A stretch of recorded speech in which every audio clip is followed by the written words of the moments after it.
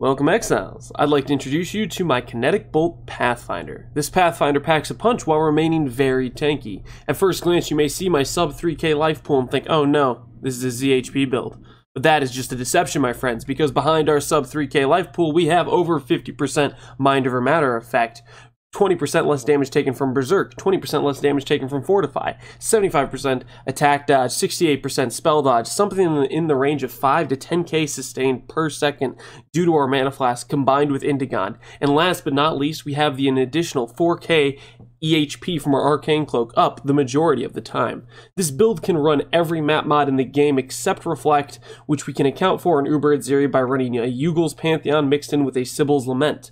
I played this character from level 94 to 95 as it was a respec for my Deadeye since I had absolutely no interest in running the campaign for the 7th time this league. And during this playtime, I solely ran the endgame content with various Alcon maps, many of which were dangerous map mods, such as minus max res, gain damage as extra, crit, frenzy charge, monster damage, you name it, I did it. And during this time frame, I only died a select few times to my own stupidity, which definitely gave me a feeling of safety and tankiness as I run a lot of builds, and this was on the much tankier side of things, I have to say. After defense, we grab offense through a flat lightning damage bonus from Arcane Cloak and Manastorm. With our 6.5k mana pool, we get over 2,000 flat lightning damage from these two things alone. Then we scale that flat damage via Kinetic Bolt and Indigon, along with some additional modifiers such as crit and attack speed and Berserk, mixed in with our high attack speed, high crit wand. It's a powerful combination. All these core mechanics are contingent upon one sole thing that Pathfinders are always built around, and that's flasks. And the holy grail of flasks for this build is our divine Mana Flasks. With Cluster Jewels passives such as Liquid Inspiration and Distilled Perfection, and many Mana Flask passives around the tree, our Mana Flask can sustain multiple thousand mana per second. But it doesn't just stop there, because Indigon lets us also gain mana as life at the same rate that the Mana Flask is giving it to our mana pool. This effectively lets us double our sustain from our Mana Flasks while making us capable of standing in powerful degens like Cirrus Clouds when we've capped our chaos. The advantages don't stop there, because with all our mana sustain occurring via our Mana Flask, we can effectively grab Chainbreaker and heavily invest into some mana regeneration rate in order to sustain Berserk for near permanent uptime. We need a bit over 400% mana regeneration rate to sustain our fast hitting build, which we acquire through gear and the passive tree. Now, normal builds that abuse Chainbreaker such as mines, totems, or trap builds don't have to invest so heavily into mana regen rate, as mines, totems, and traps don't count as you, the player, hitting the enemy, thus never proccing the downside of Chainbreaker, effectively abusing the upside with no downside. An abuse case we didn't quite have, but we still managed to sustain Berserk regardless through some easy mana regen rate on the gear and passives. Thanks to Pathfinder and some decently crafted flasks, we also managed to get elemental ailment immunity, close to stun immune, which could easily be capped, and effectively bleed immune, given every time we use a flask with Pathfinder, we remove bleeding. Our flasks also give us other benefits like curse immunity, phasing, huge amounts of crit, along with some real smooth movements. All in all, this build has many strong suits with very little downside. The power of the Pathfinder combined with the Mana Flask and the Indigon has a lot of versatility for places it can fly, and has brought home some serious results. Hopefully I have sold you to some degree on the strength of this build. Now let's go in-game to break down everything else. Welcome Exiles to the in-game portion of this guide. Now before I get into the gear and everything, I want to start off with a disclaimer for this is the character, depending on how you like to play Path of Exile, might have a playstyle that isn't necessarily up your alley. For me, myself, I like Righteous Fire builds, I like easygoing, smooth playstyles. So this build is a little bit more work intensive in terms of keeping up your Manastorm / your Arcane Cloak. Now why do I say that? It's because without Arcane Cloak, without Manastorm, we have no flat lightning damage anywhere, which means we do no damage. That's only if we don't have our Manastorm up. If we cast, a Flame Dash, all of a sudden we do damage. And it lasts for 4 seconds. The point is, when you're mapping, if you don't want to have to pay attention to flame dashing every 4 seconds or using your Arcane Cloak, it's going to be a little bit of an awkward feeling. It took me a little bit to get used to playing it. Initially, I was like, this feels bad. About 30 minutes into mapping, I was like, okay, this is pretty easy to keep up. It's not actually that bad feeling. But I'd want to put this out there beforehand. If you don't want to have to worry about any sort of uptime or management, this is a little bit awkward to manage because you do have to remember while you're mapping, hey, every once in a while, throw down a flame dash, every 4 seconds at least, you gotta throw down a Flame Dash. If you're not doing that, if you don't have your Arcane Cloak, which Arcane Cloak lasts a good, like, 8 seconds for us, so that, while you have Arcane Cloak, you'll do damage because you get a lot of flat lightning there. But point is, during the mapping, if you haven't Flame Dashed recently, if you haven't Arcane Cloaked recently, I guess I have it down right now, or no, it's still up. If you haven't done that recently, if you don't have any of that flat lightning, you won't be doing damage and you won't be killing monsters. So there is a little bit of an awkwardness there in terms of you have to make sure you're keeping that up. So I just want to put that out there. There is an awkwardness about this build. When playing it, there's scenarios where you get into situations where you haven't cast it recently and you're like, oh crap, I'm doing no damage. It's usually not that big of a deal because we always have phasing, we always have movement speed, we always get our sustain back on. It's not too hard to throw a cast down and get the damage back up, but I just want to put that out there as a disclaimer. Now, the next disclaimer is, currently the way I have it set up, our Mana Sustain isn't quite perfect. If I drop an Arcane Cloak and I start spamming right away, you'll see within about, I want to say that was like maybe 5 seconds of casting, I got to the point where I would start missing attacks because it just caused, I'm not using my Divine Flask, so that doesn't help either. I accidentally let it fall off. But you get to the point where you're not sustaining flasks, or not sustaining mana. Generally, you can kill pretty much any boss in the 5 seconds you have where you're constantly casting. But in doing like something like the Feared fight, there are scenarios where you're going from one boss where you initially I DPS Chayula and then I wanted to go kill Elder, but I was at so high of a mana cost that I couldn't quite afford to kill Elder. I had to run around a little bit, reproc my Arcane Cloak, reproc my cast, and then, you know, insta DPS and type of thing. There is a little bit of a playing around your mana cost. For the most part, it's not an issue because any boss in the game we can kill within a couple seconds of attacking them, so it's not too much of an issue. But that does happen from time to time if you're facing multiple bosses, if you're dodging mechanics. There's a little bit of an awkwardness there, there's a little bit of timing. So just wanted to preface this guide and the gear links and everything with that, so that way you know going into it, there is a little bit of a management scale to this build. And for myself, that would be an off-putting factor because, like for example, War Cries. I hate War Cries, I hate managing them. Surprisingly enough, I like this setup here. It was enjoyable enough for me. So this is probably less management than War Cries is, but it's still a little bit of management. So keep that in mind. If you really just want to go super lazy, not have to worry about things, this might not be the build for you. With that aside, let's get into the gear, the works, everything. To start off with, I want to say this gear, except for my chest piece, is all actually pretty affordable at this point. You know, Indigon's pretty cheap, Manastorm's, you know, a 1-alch unique or whatever. Series Foible is common enough that at this point this is a pretty cheap unique. My wand, minus the fact I special crafted this with getting Essence of Woe spell damage on there, which isn't really important because we get so much spell damage from Indigon. This was previously for my elemental hit character when I made this. Really, I think just throwing Essences of Zeal at this until you hit like mana and crit chance could get you a pretty decent wand for not too much. And Omayekans, 50C boots, 1x around there.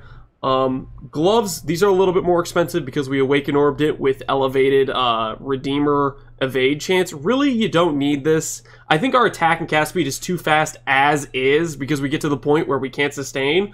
And so really we should probably lower our attack and cast speed a little bit here and just dropping the elevated mod on this gloves. They go from being really unaffordable to extremely affordable because the only mods we have on here are attack and cast speed, mana, and then a crafted res, which to get that is going to be, you know, a complete joke. It's going to be very easy to get that level of mods on there. So all this is relatively cheap, and before we had this chest piece, we had a Cloak of Defiance. Cloak of Defiance was like 3x, and it worked fine. Also, another thing about Cloak of Defiance is you don't have to path all the way to Mind Over Matter. For all I know, I never tried this, but it might be better to save all the passives and go with Cloak of Defiance, and then be able to spend the 10 or so passes we have here somewhere else on the tree. I didn't do it myself because I always path there because I was originally planning to go with a crafted chest piece, but for that example, that might be better than the crafted chest piece, and it will be way cheaper. This chest piece took a lot of RNG and a lot of currency. We're about 60x into crafting this chest piece, and that's with basically hitting every single Maven Orb. If we didn't hit Maven Orbs, this chest would be much, much more expensive. Basically, the plan for crafting this chest piece was to get elevated Shaper and elevated Redeemer mana recovery rate. So mana on kill from Shaper, mana recovery rate from Redeemer, Awaken Orb that. Then we had to make it so we got rid of a dead attribute with a non-influence to influence, and we put on increased energy shield or recover energy shield on kill. Eventually, I'm going to take that off, put on Chaos Res. But that was the idea. Get those 2 elevated mods on the suffixes. Then you can get a 3rd elevated mod by getting damage taken from life before mana onto the prefix pool, which you can do by crafting a armor life hybrid or craft flat life and do augment life twice, because there's only 3 possible life mods, and the last one's guaranteed to be the mana taken from, or damage taken from mana before life. And then what you do is you do another non-influence to influence, and you craft on suffixes can't be changed. You throw on a Maven Orb, and it's a 50-50 whether or not you upgrade your mana taken from, damage taken from mana before life mod. That's how you get the triple elevated, and then from there it's basically just crafting or augmenting on a influence modifier after blocking the fizz taken as elemental mod, and then you have a decent odds to get either reflect immunity, blind. There's a few different things. We got percent mana, which was real nice. It was T2. Like, hey, that's pretty cool. We crafted on mana, we're pretty much done. We just have to force on the cast res. This thing in and of itself is very expensive and completely unnecessary, I'd say. Without it, we still had a really good sustain. We were still doing endgame content quite fine. And that's what I have to say about this. This is a luxury item. I'm not sure if it's even the best play. After that, gearing, since we're still talking about expense of the build, the majority of the gearing is cheap. Cloak of Defiance isn't too bad. Where the expense comes in is the medium clusters, I would say. The large clusters are about 1.4x if you're going for min-maxing, which is what I was doing in terms of widespread, prismatic, and scintillating idea. Really, you only really need is scintillating idea on the travel, which will be much cheaper. You get a 2 notable with scintillating 8 passive. That's the way you probably want to go, and then eventually upgrade to prismatic plus widespread. So that's the largest. They're about 1.5x for me when I was buying them. And then for the mediums, you want distilled perfection here with liquid inspiration. These cost about 4.5x. It's a little bit cheaper to craft medium clusters with with Lucent fossils until you hit these 2 notables, but you need 3 mediums with these 2 notables, and then you need 1 notable or 1 medium with liquid inspiration and spike concoction. The reason is spike concoction gives you another 20% flask effect, which is huge. So that's what we have going on there with the mediums. So that's about 4x, 4x, 1.5, 1.5, 4x, and 2x. So roughly you're looking at about 17x in clusters. That's the majority of the cost of the build. Everything else is relatively cheap. And Akoya jewels, 20, 30C at this point in the league, pretty cheap. And we didn't even get good modifiers on here. You can roll the Akoya jewel until you hit double damage or actually useful stats. We have increased life, which is okay. Regen, which doesn't really help us at all. That's like 25 flat regen or something. It's insignificant considering how much regen we're getting from our Mana Flask, and then percent strength, which doesn't really help us at all either. So you can re-roll Divine better, Akoya Jewel than I have here for sure.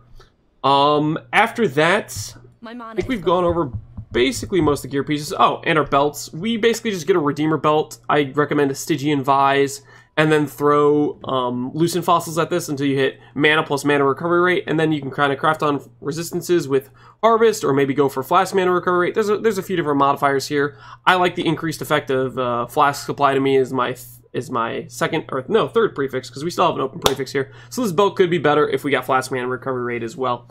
I think this goes over all the gear pretty much. Oh, actually, I haven't gone over the rings yet. Rings, we just use Deafening Essences of Misery until we hit some decent modifiers.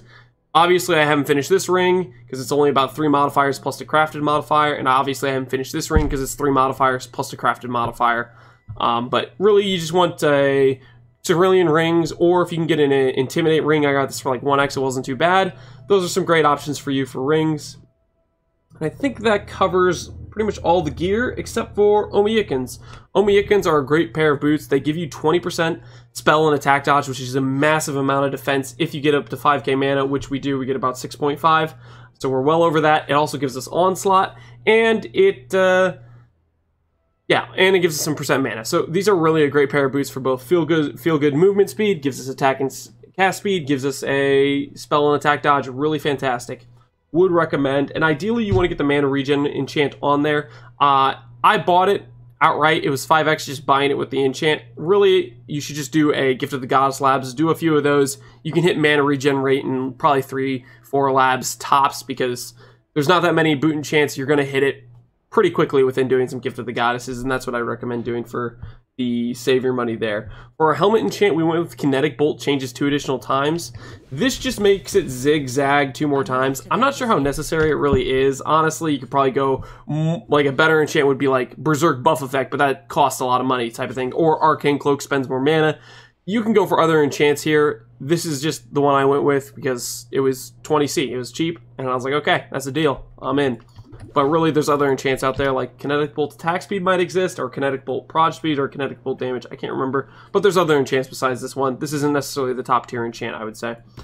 So, hopefully that covers the gear decently. Let's get into the gem links now. For our gem links, we have Kinetic Bolt. We went with Anomalous, so that way 50% of the cast speed modifiers we have in the build. So if we have Gloves with attack and cast speed, if we have Onslaught attack and cast speed, if we even got Frenzy Charges in the build with like an Anomalous Blood Rage, you get attack and cast speed there. Basically, it doubles up, or not doubles up quite. It used to double up. It used to be 100% of the cast speed modifiers applied to attack speed, but now it's 50%. So whenever we have 10% attack and cast speed, that actually reads as 15% attack speed for us.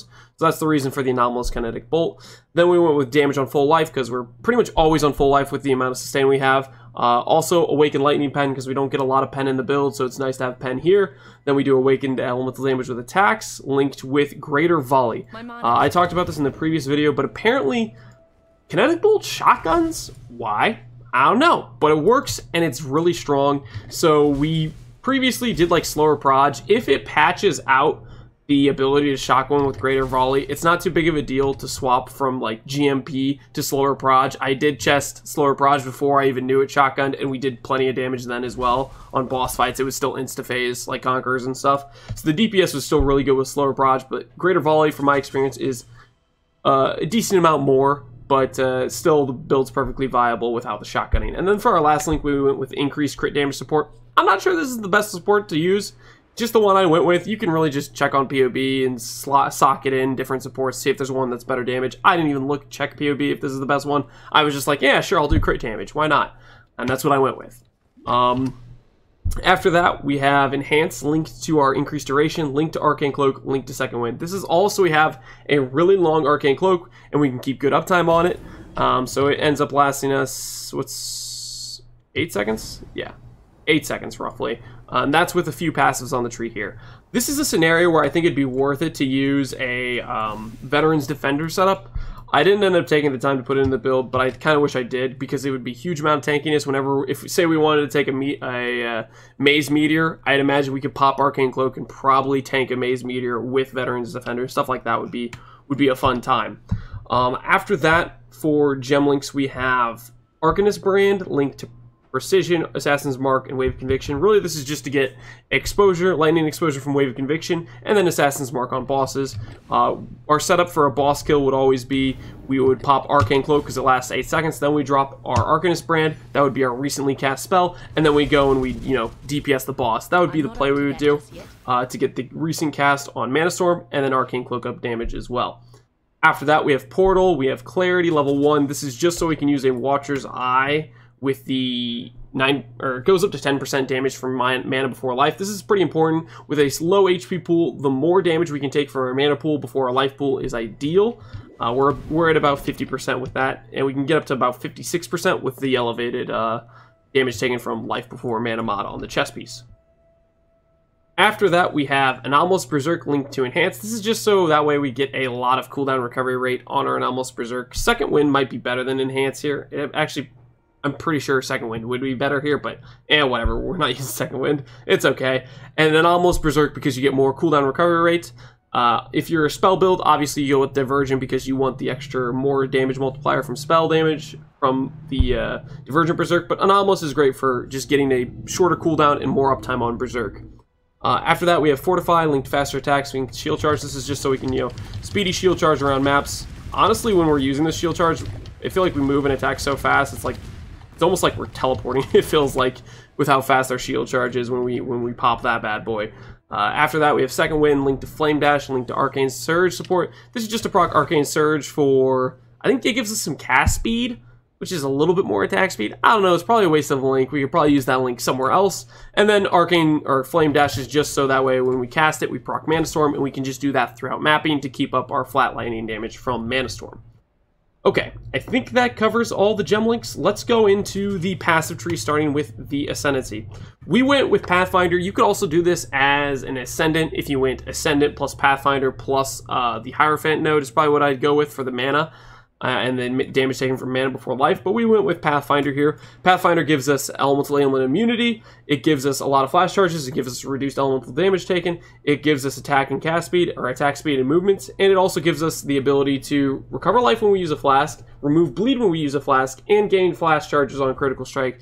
So it's a bunch of sustain for flasks, a bunch of flask effect, and then also elemental immunity and basically bleed immunity because we're popping flasks all the time. We've never died to bleed on this build because we instantly remove it because we can just, you know, just piano all day long type of thing there. So that's why we went with Pathfinder, and I think Ascendant is another great option. Originally I was thinking about doing Raider, but I really think when I was thinking Raider, I was like, I thought about it longer, and knowing I have some not flask problems, I have mana sustain issues with how much speed I have now with Raider's attack speed. Oh, forget about it. We would charge up Indigon so fast, it would be way too much attack speed. So that's kind of a crucial balance you have to strike there. After that, the passive tree is pretty much going for these two clusters here and here. Upon thinking about it a little bit, potentially the play, if you had enough int to drop this node and drop this cluster here and drop point blank, it might be a better idea to go for a cluster over here. It would cost you one node here, and then you'd save 1, 2, 3, 4, 5 nodes, and then you'd spend 2 nodes. So you'd get 2 additional passives, and on top of that, point blank might actually be a damage downgrade for us. It was weird to play around, but sometimes I'd want to attack bosses from farther away, and ultimately to line up bosses where the zig and zag is, which is where you get the most shotguns, it's easier to do from farther away, in which case you might be doing more damage without point blank being in your setup. So that's one thing to consider. It might be worth it to drop point blank here if you have enough int to get your int requirement for the imbued wand going this way. That could be the play to go there. After that, it's getting things like Wind Dancer makes us take a whole lot less damage. Another portion of tankiness I forgot to include because we don't get hit very often, and when we do, we have Wind Dancer.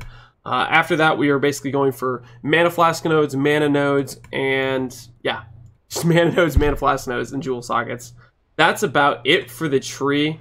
I guess we went for some crit multi here and some accuracy here. Our accuracy needed it, I think.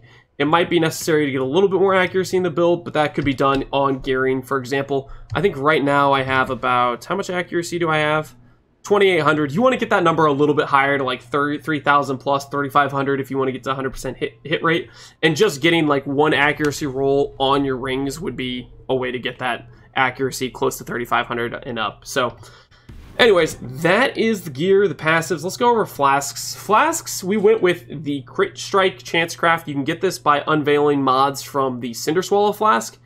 It's a little expensive. If you hit crit chance, you can sell it for a profit. So that's the upside there. You might be buying flasks for 1.5x, and if you miss crit 3 times or 2 times, you're 3x down. But if you hit crit on the third one, you can then sell that third one for like 4x, so you can kind of make back the money. And you can sell the ones that you identified for the baseline price of Cinder Swallows, which might be like an X or something. So you can kind of pay for yourself to get this craft if you have a little bit of extra currency running around. And then you can craft it onto an Enduring Divine Flask. You want to do an Enduring Divine Flask rather than an Eternal Flask because it has a shorter duration. It ends up doing more mana per second. So because we're a Pathfinder, we're going to have the flash charges up no matter what. Normally, on most builds, I'd suggest Eternal, because most builds don't have the type of Mana Flask Sustain that we have in this build here. And that's why I suggest Divine Mana Flask for this one, because we can sustain it, and we can keep it up 100% uptime. It does give more mana per second using a Divine Mana Flask instead of an Eternal. After that, where you're doing a Quartz Flask with a duration, you could do the reduced charges. Pretty much just get a decent prefix, or is it a suffix? I kind of forget if that is, no, it's a prefix. But duration, reduced charges, something like that, and then craft on the chance to avoid. This allows us to get close to, it gives us 93% chance to avoid. If we had a little bit more flask effect, we get to 100%, or if you get 10% chance to avoid stun on any of your implicits of any of your jewels, all of a sudden you're capped for stun, and there you go. So that's why we go with stun avoidance there. And then we have Bottled Faith, of course, because damage. And then crit for damage. And then we have curse immunity as well. So that way we keep this up 100% of the time. We don't care about curses on maps. Feels magnificent. Really enjoy this. And then last but not least, we have an Adrenaline Flask. The best flask here would be probably Adrenaline with the increased effect mod, but I just don't have one of those, and I didn't feel like alt-rate spamming for it. But that's probably be the best in case, because you can, with Pathfinder, you can keep those flash charges up, and that's even more movement speed than we have already in the build. So that's flasks. Let's talk about Pantheons real quick. Pantheons, we went with Soul of Lunaris. The reason for this being, if we get hit, we go from 68 spell dodge to 73, so we get quite a bit more spell dodge there, and then we get some phys reduction, some movement speed, and we have the ability to avoid projectiles a little bit better, so all nice things there. And then for the Soul of Ralakesh, this is just for blind and maim immunity, which means if we're facing a boss like the Marikath boss, which blinds you constantly, you don't lose all your damage because you're not hitting them because you can't be blinded. If you're doing Uber Atzeri, obviously you just switch to Soul of Ugel plus a Sibyl's Lament Ring, and that's how you run Uber Atzeri, easy peasy. So that's Pantheon. As for Bandits, I believe we killed all, or we helped Alira, I can't quite remember. I think we helped Alira. So we went with the crit multi and the all res. That's a decent way to go, and I'd recommend that. Or go for 2 passives if you're not feeling the crit multi. But I think crit multi these days it's harder to get other places besides Alira, so I think it's a good way to go. Yeah, so I think that covers pretty much all the things in the gear, all the passives, all the Pantheons. I'm trying to think real quick if I forgot anything important, and I don't think I did. So yeah, that's the build, guys. I hope you like it. I hope you enjoy this. I think this is a really strong way to build the character. I mean, you don't necessarily have to do Kinetic Bolt. You can do Power Siphon. You can do other wanding skills. Really, the options are kind of open. This scaling with Manastorm's honestly, frankly, pretty overpowered, especially with Mana Flask scaling, especially with Berserk, stuff like that. It's pretty busted to build around, and I'd highly recommend it. It's definitely a thing I think is worth checking out for some point because it makes a really strong character. Anyways, hope you enjoy the build, guys. Appreciate you all watching the video. Have an excellent rest of your day.